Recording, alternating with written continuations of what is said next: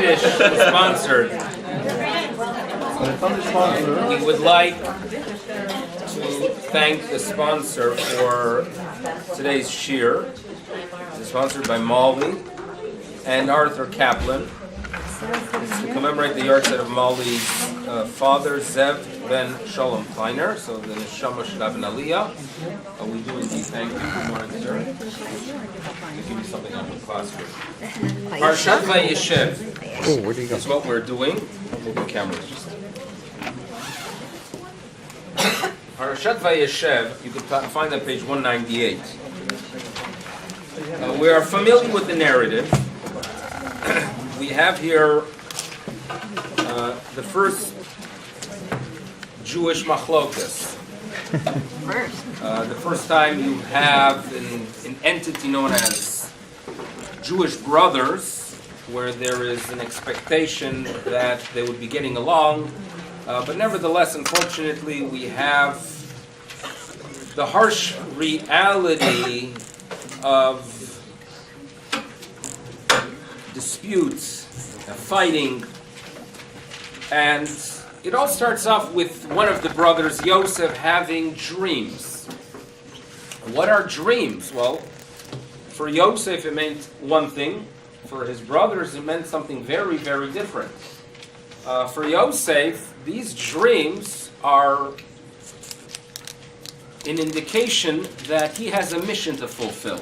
And if in his dreams the celestial bodies are bowing to him, if in his dreams these sheaves of wheat are bowing to him, that's an indication that he's going to play a very significant role as a leader. And if he's going to play a role as a leader, his brothers need to know that they have to treat him as the leader. Because these dreams, according to Yosef, are a little bit of a prophecy. We find in our tradition that dreams are a little bit indeed, right, of an indication of something that's going to occur in the future. It's prophecy for Yosef. It is a call to action for Yosef, and that's how he views them. Now, his brothers have a very different attitude towards the brother dreaming. This is a younger brother that is loved, obviously, by his father, walks around, and just as pilots, you could tell how seasoned they are, or if they are veterans or not, based on the amount of strips they have on their sleeve. So too Yosef had a ketone pasim, which, if the word pas literally means stripe? Some kind of stripe, and there were stripes there, and he had stripes. He was carrying stripes on his sleeve. So a very clear indication to the brothers that this is the chosen brother, and he is having dreams, and for the brothers, the dreams indicate that throughout the day, this young man is thinking about one thing: how to become the chosen leader, how to take charge of the family, because he is indeed the one chosen in his own mind. And you have to remember that for these brothers, the idea of a chosen brother is a nightmare, because that indicates a rejection of the other brothers. They knew very well that their grandfather Yitzchak had a rejected brother by the name of Ishmael. They knew very well that their father Yaakov had a rejected brother who was not going to be the carrier of the tradition of Avraham. Yaakov had a brother Esav. And here Yosef is walking around, Yosef, the loved one, the Ben Skunim, he is walking around with these thoughts, so obviously there's great agitation with him. And the father himself, the father Yaakov, although he is critical of the fact that his son Yosef is expressing these dreams and sharing it with the brothers, deep down he has hopes for the young man. And then you turn to page 202, where right after Sheni, we have... So right after Sheni, we have the brothers moving to the north, to Shechem, to take care of their flock there. And the father sends Yosef to Shechem. And here they are going to meet, but not under the auspices of their father, but as independence. And now it becomes very dangerous. And in verse 18, they see the brother. Vayiru also, they see him, but merachok, from a distance, from afar. And even before he approaches them, ubeterem yikrav alehem, vayisnaklu, they conspire, they contrived, they plotted. They plotted. Here comes the next word, a difficult one. Vayisnaklu. So again, vayisnaklu is they conspired. Oto, against him, lahamito, to kill him. Now, if their intention is, if they are conspiring against him, the proper word would have been vayitnaklu alav, upon him, on him. This is not the word that appears in the text, but rather it is vayisnaklu oto lahamito. So Rashi says, well, oto is like alav. Thank you, Rashi, but the reality is that the text does use the word oto. Oto. Why is that used, you wonder? So the commentators note, among them is Sforno and Netziv, when I am walking with a person or with an item and I'm not an equal to him, it's imo. Ani olech im hatik sheli, right? My tik, my wallet, my sash is not going to have the same significance as the human. But when I am interacting with another human being, I am with him, he is with me. Nachnu biyachad, ito. I'm together with him. When you have a situation of a person who is very observant, right, very religious, and he is convinced that due to the fact that he is committed to the values of Torah, of mitzvos, he is better than others, and thus when he interacts with others, when he interacts with them, he looks down at them. They're flawed. He's not. The natural result is that the feeling of disdain that the individual who views himself as greater carries in his heart will be carried as well by the others towards him. If I walk into a room and I think I am better than everyone else here, me, I'm special, I'm gifted, you guys, you're lacking, you don't have the amount of the fear of God that I have. If I have that feeling in my heart, it's going to be sensed by the others, and the hatred will develop in their heart just as much. It's going to match, right? Like we say that faces are like mirrors, or panim, that there is a mirror effect. And that's, of course, the issue that we deal with to an extent in modern Israel, unfortunately, as well, that the person who is really an observant Jew, a real Torah Jew, the real Torah Jew understands that you're supposed to love every Jew. You don't look down at anyone else. You are in pain that, unfortunately, they don't have the knowledge and the appreciation to what our tradition has to offer, but you never feel that you are better than them. The one who takes Torah but doesn't understand the complete picture of what Torah is about feels that because I woke up in the morning and I prayed, or I kept Shabbos, or because my breakfast was kosher, I am better than the other Jew in Tel Aviv who was not observing it. That's a flawed Judaism that causes hatred, because if I look down at that individual, that other individual will match me with those feelings, right? That's the reality. There's an interesting story. There was a mashgiach, one of the yeshivas in New York, a Rabbi Kaplan, and they note that he once came to a shul, visiting, perhaps in Florida, or even non-Torontonians go at times to Florida, and he's sitting there in shul and he davens, and there's a section when many have a tradition to stand, and he sat. That was his minute. So a person walks over to him after davening and says, Shalom Aleichem, by the way, you know that when you say the Mizmar L'Soda, you know, you should be standing. That was the Shalom Aleichem. You know, you did something wrong. And Rabbi Kaplan responded to him, let me ask you a question. Do you know me? Right? Do you know that I have a breakfast?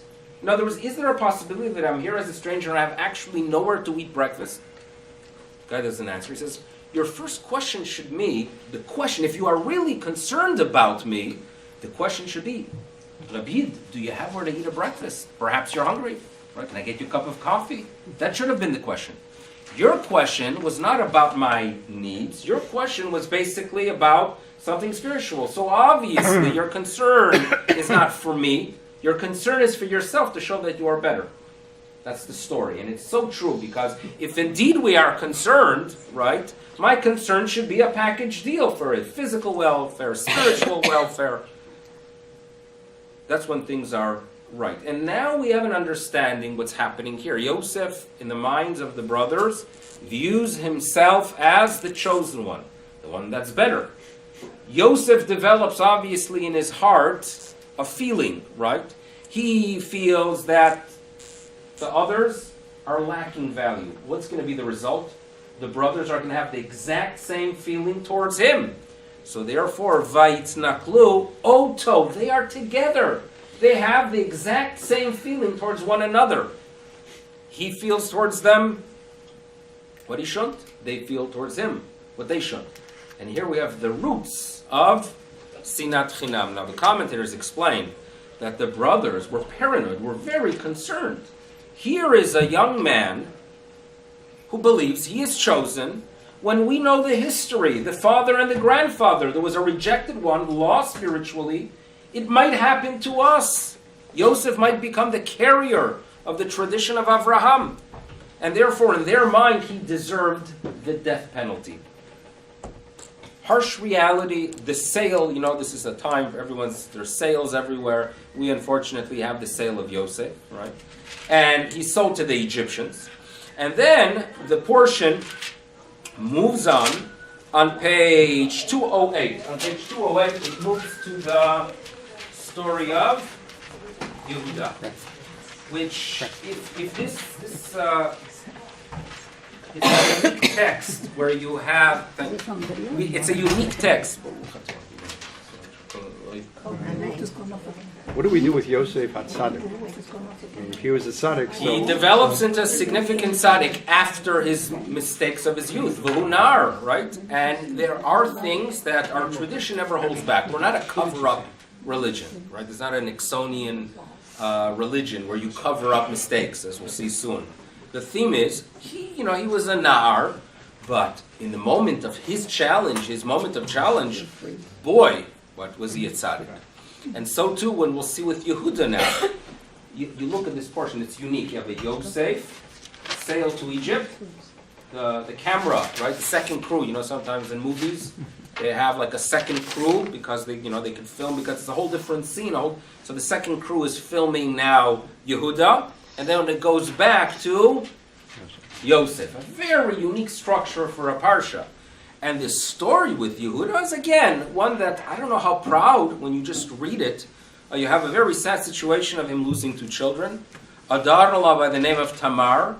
Tamar has a desire to have offspring with Yehuda. So she conceals herself and she acts like a harlot, right? Which is a nicer way of saying a prostitute, or because it's biblical. But if you read it, you feel very uncomfortable with this text. This is Yehuda. There's not one Sefer Torah that does not have a breastplate with his name on it. So obviously we're dealing with individuals that are in our tradition extremely significant, and this is problematic behavior. In school, we knew this section very well because it was always skipped over.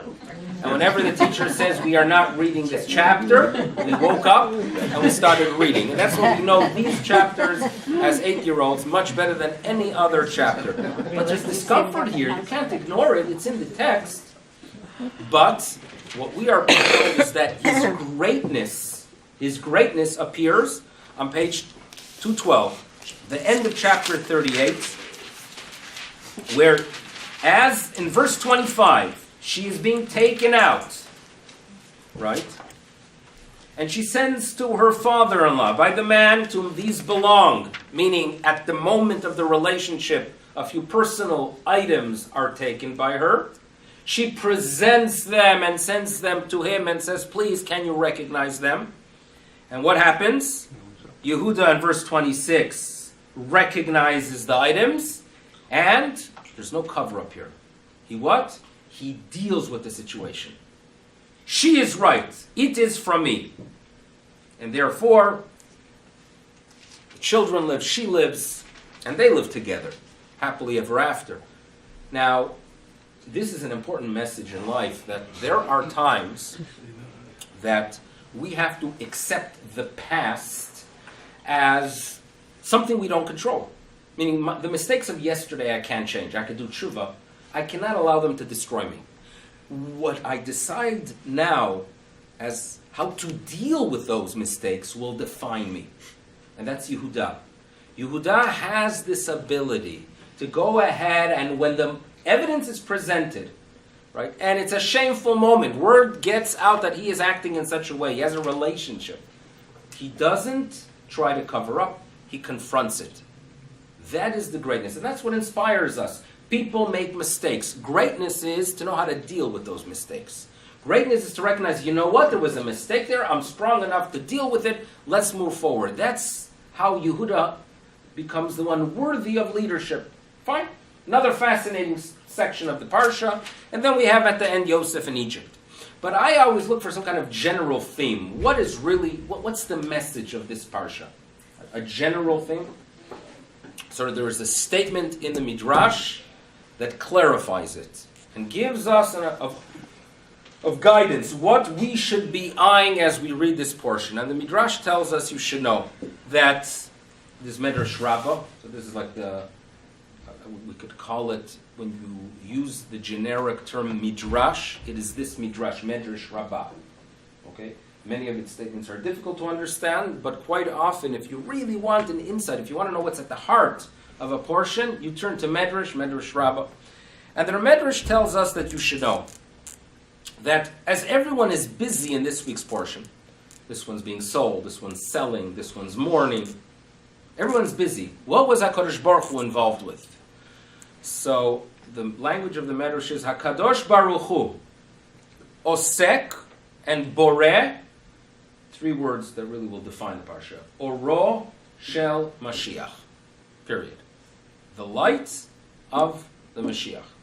That's the theme. That's what's happening in this week's portion. So with those three words, we could develop an understanding and a big picture of what the theme here and what is this portion all about. Now, when we talk about Mashiach,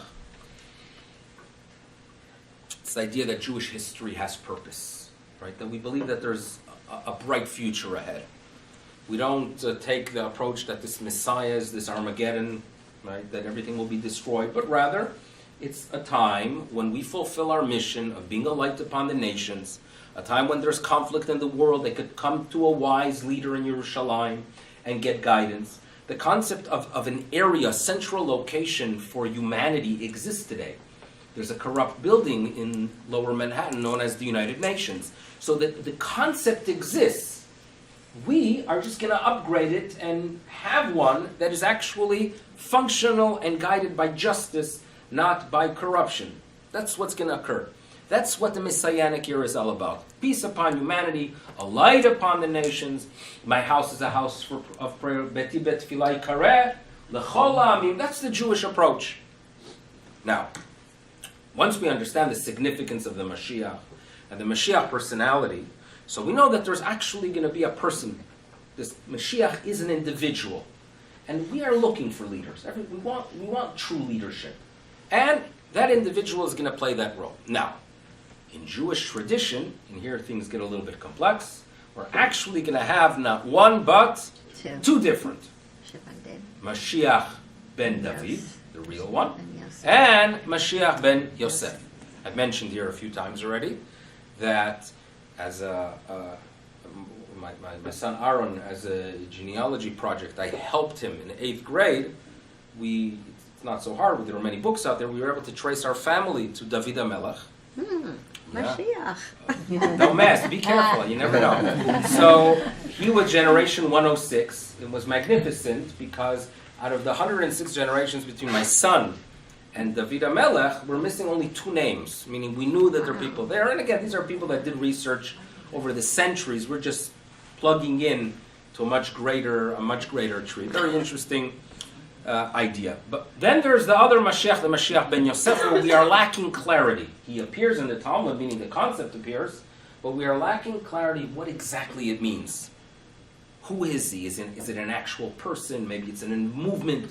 There's a lack of clarity regarding Mashiach ben Yosef. However, to understand the difference between the Mashiach ben Yosef and the Mashiach ben David, we're going to have to analyze the personality of Yosef and the personality of David, because obviously if they are descendants of that individual, they symbolize, they carry the genes, and they're going to make the contribution as Yosef and David did. And then we're going to have to relate it to the Parsha. Now, my mother's parents lived in Cleveland, Ohio. Cleveland, Ohio, and over the years I've made a few jokes about Cleveland, Ohio. Now I'm on tape, so I'll be more careful. Cleveland has this unique mazel. Again, what? You won't mention last night's football game. They won. They lost when they weren't supposed to. This is a real Cleveland event. This is Cleveland. Now, when I would visit my grandparents, my grandfather Olav Shalom was a real Yek, a real German Jew, and at that time I was 17 years old in the summer of 1987. I spent the summer there. It was a strict summer for me, because my grandfather believed that I have to keep the hours of learning that you do during this Zman, even though it was vacation time. So if at 3:30 he would say, "There's a short sight," so you know what he got. That was a very strict summer. So at that time, I was involved in literature and Hasidic literature a little bit, and we celebrate Sukkos. On Sukkos, many of you welcome the best guest into your sukkah, never leaves a mess, doesn't eat anything, known as the Ushpizin. Okay, it's interesting to me that something later, meaning this is not in Talmudic literature, something later became so significant that the children come home and they talk about the Ushpizin when there's so much more that is much older, but nevertheless, it is part of our tradition today. Now, when it comes to the order of the Ushpizin, believe it or not, there are two schools. Two schools. Why? There's the chronological school, and then there's the mystical school that goes more based on their attributes and personality. Okay, now, the chronological order would work. Avram, Yitzchak, Yaakov, Yosef, Moshe, Aaron, and then David. That would be the chronological one. The mystical one works differently. The mystical one is Avram, Yitzchak, Yaakov, Moshe, Aharon, Yosef, David. Yosef is, even though he lives before Moshe, Aaron, he is placed on day 6. Now, these same mystics, right, actually tell us that the days of the week correspond to these 7 individuals.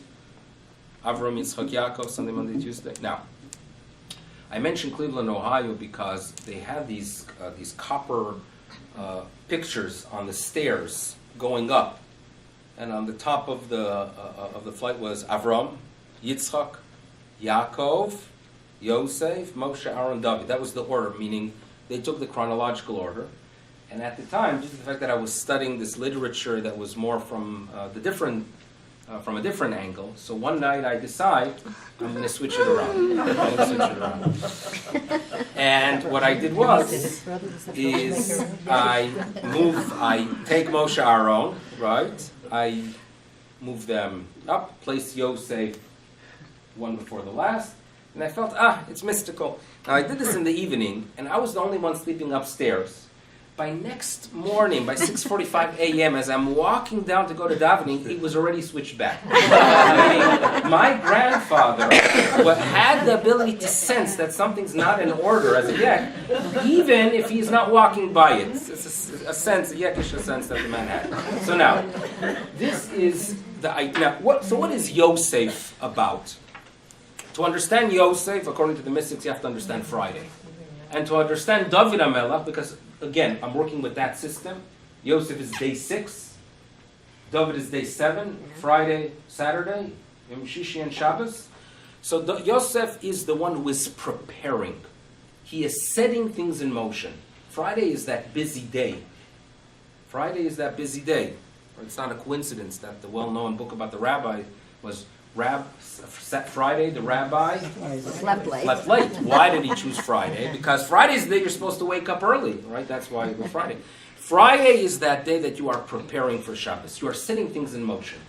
And that is, of course, Yosef. Yosef is preparing Egypt. Boy, was he preparing.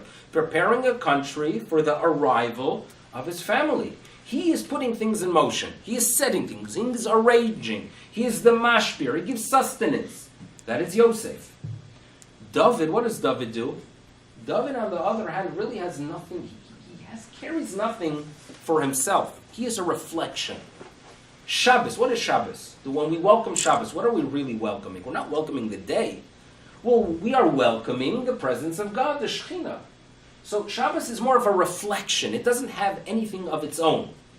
You know that during the Kiddush Levana, we have a tradition, as we stand there in front of the moon, we say, David Melech Israel, Chai V'Kam. There's a relationship between David and the moon. Because just as the moon doesn't have anything of its own light, it's a reflection, so too David HaMelech is a reflection. Shabbos is a reflection.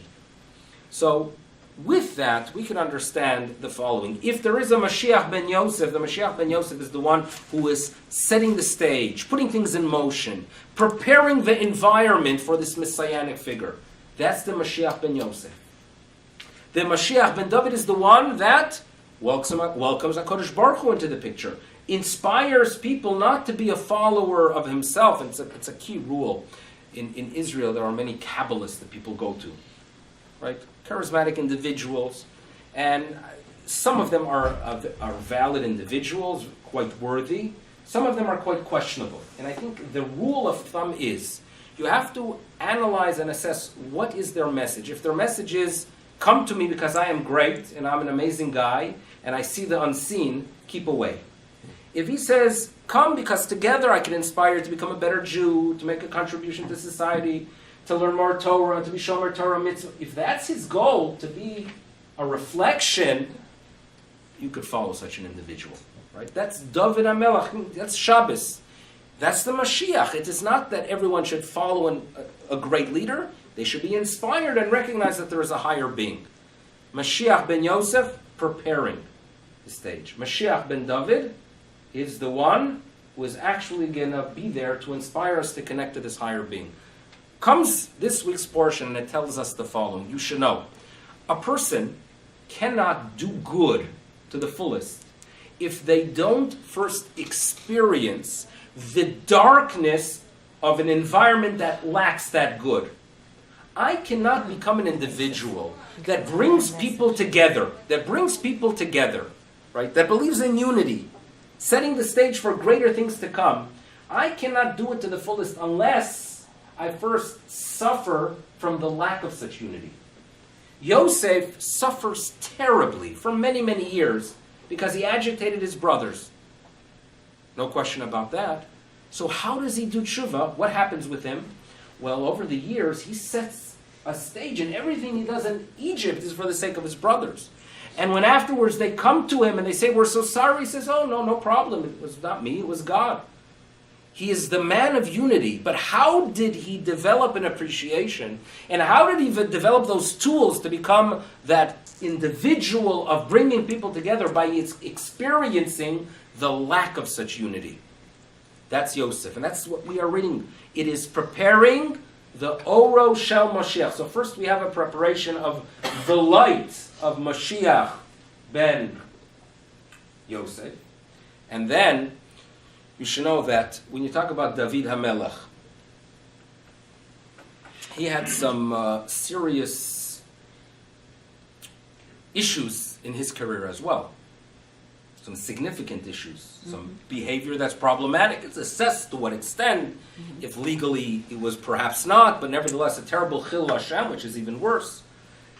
Now, how does he deal with the fact that a prophet walks over to him and says, you've done something wrong? One word he responds, you know what? You're right, chatati. He takes responsibility. But, again, we have to recognize, if the essence of David HaMelech, and the essence of Yehuda, who is, of course, the great-great-grandfather of David HaMelech, if their essence is to inspire people about the importance of having a relationship with God, they first have to go through a void where they feel disconnected from God. They have to go through a period of darkness where they feel I have no essence. I have no significance. I'm nobody because I am not connected to God. Meaning they must go through a period of sin. And only when they realize how much we are lacking, it's like at times couples, right? They get together and they feel a closeness after a real good fight. Why is it? Because the reality is that when they're stressed and they realize how they can't function without having that closeness of the spouse, so then when they reunite, there's a deep connection because I understand I couldn't function without you. I couldn't function those days that you weren't talking to me, right? Hopefully only hours. I couldn't function. Life was impossible. So now that we are talking and communicating, I appreciate it. It's a deep, it's a relationship that I value. That's Klal Yisrael, that's David HaMelech and Rabbanu Shalom. He went through a period of darkness. And therefore he could write a Tehillim because he feels lost.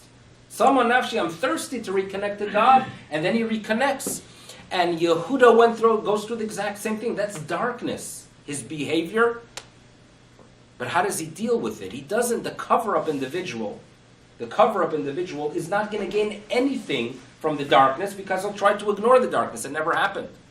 The person who confronts it and turns around and uses it to rekindle the relationship to God, that is the person who can inspire humanity. That we have essence, that our whole identity is a relationship to the Rabbanu Shalom. And I can tell you, because when we went through the darkness, when you go through the galut, then you can appreciate the Geula.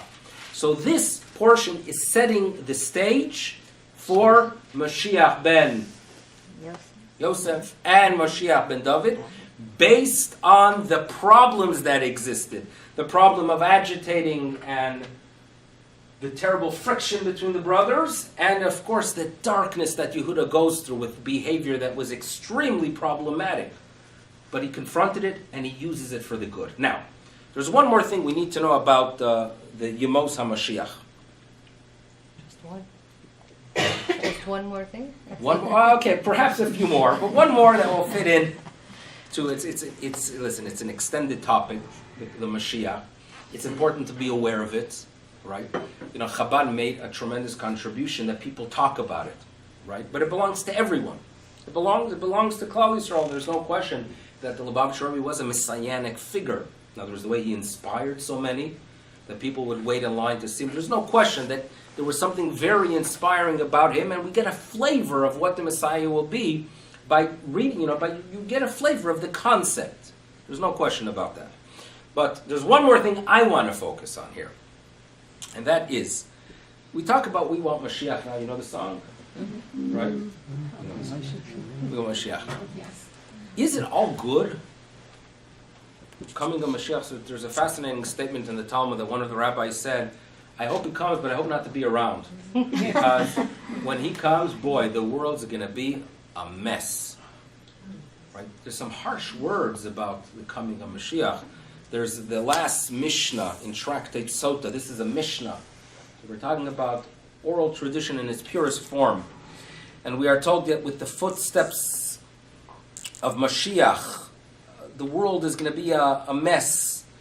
The vine shall yield its fruit, but wine will be expensive.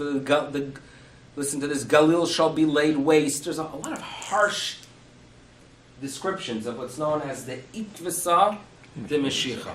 When you hear those footprints of the Mashiach, you should know that harsh times are going to come. These are very old predictions.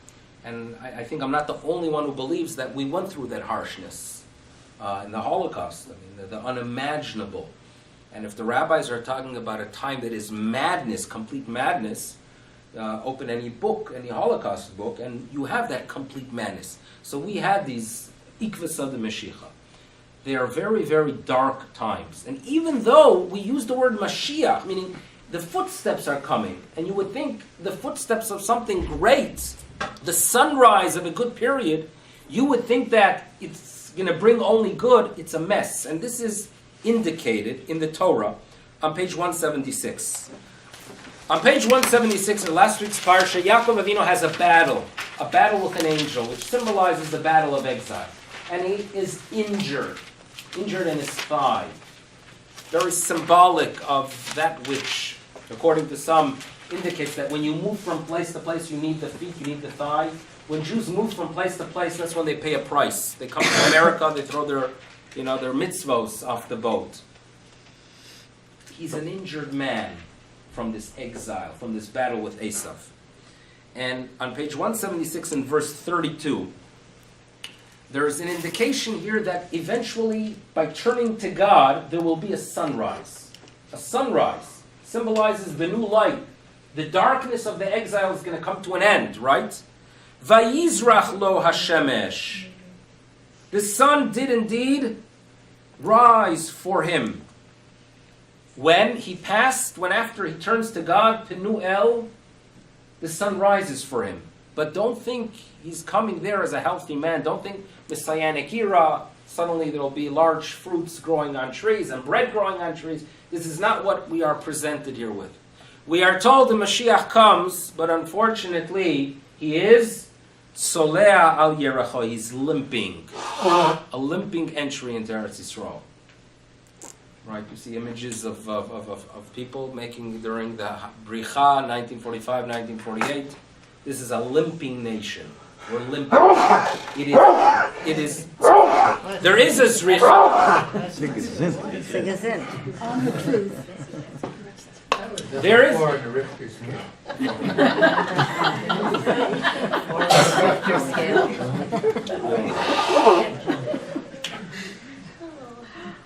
So what does the word zarach symbolize here? Is there light? Yes.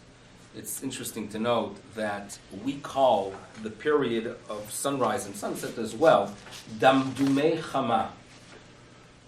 What does the word damdumei chama mean? That the redness of the sun. Redness, a symbol of blood. Christianity, by the way, is a symbol of blood. The cardinals wear red, and it corresponds to blood. Edom has always been a symbol. Edom is blood. We're going to suffer with European blood with this zarach. That is what we are being told. And the commentators tell us, the Sforna tells us that this is clear reference to the Messianic era. But the painful part of the Messianic era. Zarach is to remind you that even when we are going to have a little bit of light, there's blood and a limping Klal Yisrael. This is what we are told. But then eventually there's a positive time to the Yemos HaMashiach. And that is a time when we will have an impact on the world. Paratzta, Yama, Kedma, Tzafona, Vanegba. Right? You break out. You have an impact on the world. You're everywhere. Right? The idea, the Jewish values are going to have an impact on the world. People will sense that the Jews are making a contribution to humanity. And there are many who do even nowadays. That's the Messianic concept. Paratzta. Okay, so that's a term for the end of the Yemos HaMashiach. Okay, the end of the Yemos HaMashiach. When we have a breakout. So it's first zarach, a painful word, and then paratz. That would have been the natural order. However, the rabbis tell us, okay, zarach, the sunrise, the painful sunrise, the bloody sunrise when we are limping, and then we will after that have the breakout when we can have an impact on the world to fulfill our mission. And if this is a parsha of the Mashiach, keep those words in mind as well. Now you have to remember that according to tradition, if indeed Mashiach comes at the designated time, that's going to be the order. First the zarach, and then the afterwards, after the zarach, the paratz. That is the order of the Messianic era. If Mashiach comes with what the rabbis call be'ito, the verse in Yeshayahu, that the words are be'ito achishena. And the rabbis tell us the following, that the coming of the Mashiach could occur either in its designated time. There is a time that the Almighty sets be'ito, ba'et, at the designated time. However, if Klal Yisrael merits, if we elevate ourselves, if we improve, if we become worthy, we could tap into what is known as the achishena, like something that's chish maher, something that occurs sooner, the sooner coming of the Mashiach. And the sooner coming of the Mashiach will be in a way that even though there's an expectation, right, and we would perhaps get a little bit, a taste of a zarach, of the difficulties, but we're not going to have that full zricha, but rather, we're going to have immediately the, next word? The parrots. Okay? So this is an important concept in our tradition.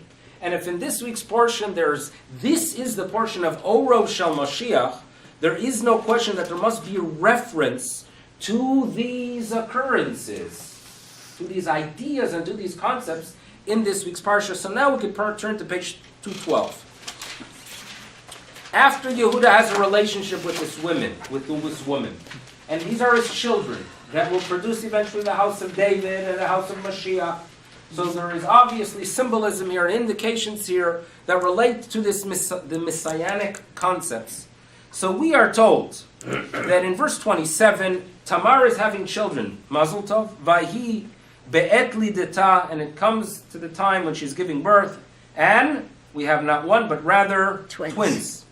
Verse 28, Vayhi be'alideta, vayiten yad. And as she's giving birth, the first thing that makes its appearance out of the womb is a hand. So she is sure if the hand is coming, everything else must be coming out. And this is going to be the first child. So, as a sign that he is the first, Vatikshor al yado shani, the crimson thread, redness. He is the one that comes first, the redness. And if you are expecting this one to come out first, the redness, so she declares, Zeyatza Rishana, logically, this one will emerge first. But as the hand returns and you have an expectation for the redness one to come out, guess what comes out? Guess what could come out unexpectedly? The Achishena. Guess what could occur? Even though the expectation is, and even though you would believe the sequence to be Zarach and then Paratz, but you know what can happen? We could have the Achishena that suddenly Yatsa Achiv, and he just bursts out. Vatomar, and she says, well, you come out? I didn't expect you. So she declares, what strength you assert to yourself. Ma paratzta vaikroshmo parets, symbolizing the messianic era, but the good, the end of it. But it could just suddenly emerge, even though there was an expectation that first Zarach would come out.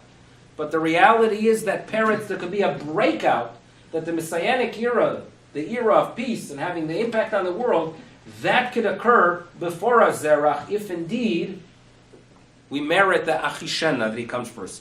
Obviously, the second one comes out, the one that had the redness, and what is he called?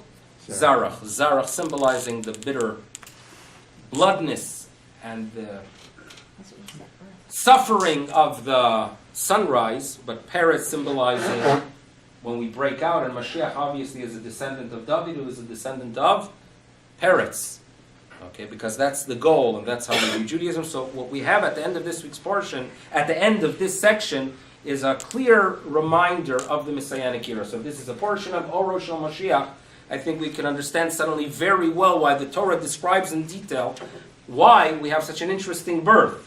One of them sticking a hand out, like the hokey pokey, hand goes in, and then Peretz comes out. Why is this described in the Torah? Because we are being told in detail, in essence, right? We are given symbolism about how to view the Messianic era that is described by our rabbis in the Talmud. Yes? Do we then have to assume that all of our Gedolim went through a period of darkness in order for them to become Gedolim, based on that? Listen, there's no question that even the greatest people are humans, and perhaps autobiographies are not going to do a good job, and unfortunately not share them with you. I always liked the autobiography of Rabbi Yaakov Kamenetsky, because they make him into a human being. And they note that when he came for an interview in a yeshiva in Slobodka, he was traveling by train for who knows how many hours. So as he was sitting there in front of the Rosh Yeshiva for his great farher, he fell asleep. He fell asleep, and they didn't want to accept him to yeshiva because you're sitting next to Rosh Yeshiva and you fall asleep. They made him into a human being. Now that is inspiring. Then you have others that don't feel as comfortable.